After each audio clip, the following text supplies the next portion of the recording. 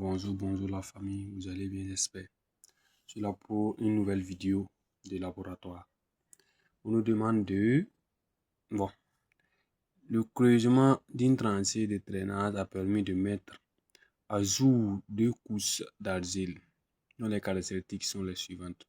Limite de liquidité 72, indice de plasticité 35, teneur en eau du sol 1, 65%. Le sol 2, limite de liquidité 72, limite de plasticité 37, teneur en eau 30%. On nous demande de montrer que les deux argiles ont les mêmes limites d'Alterbert. Ok? Montrons que les deux argiles ont les mêmes limites d'Alterbert.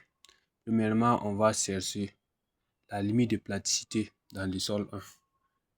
Limite de plasticité dans le sol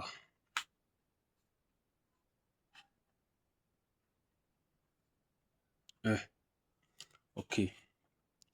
On a indice de plasticité. Faisons la forme indice de plasticité égale limite de liquidité moins limite de plasticité. Si on veut tirer la limite de plasticité ici, ça va donner limite de plasticité.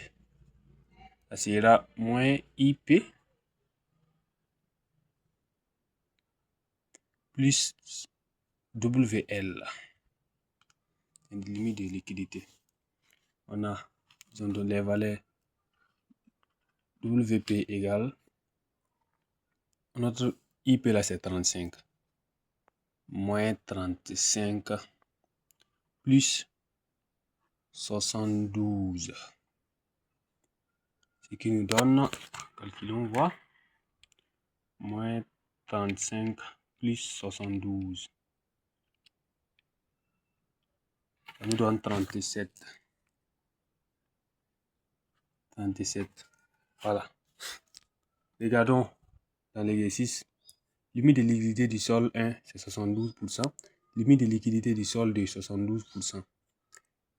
Et nous, on a calculé limite de plasticité du sol 1. On a 37%. La limite de plasticité du sol 2 aussi, c'est 37%.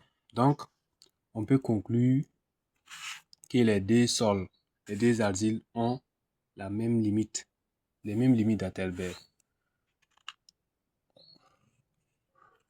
Les deux sols. En conclusion,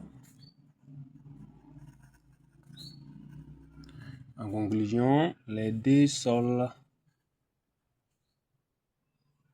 les deux argiles plutôt,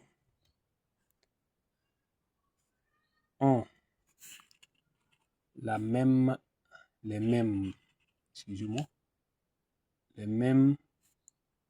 limites d'Alterbert. Ok, j'espère que vous comprenez.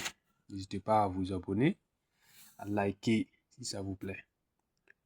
La deuxième question est calculer leur indice de consistance respectif. Qu'en concluez-vous quant à leur propriété? Ok. Calculons leur indice de consistance. Indice de consistance.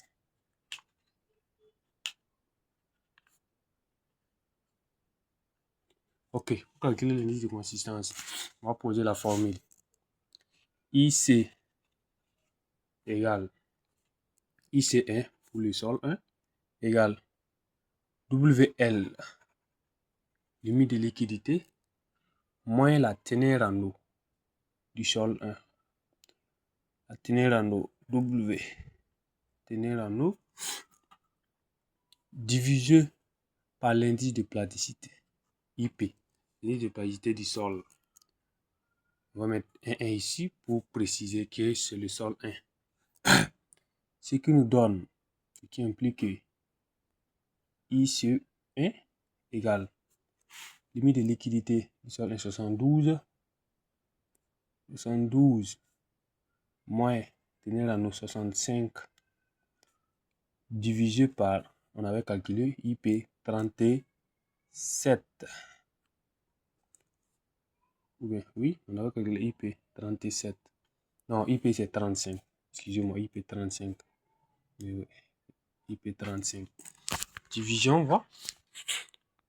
On a 72 moins 65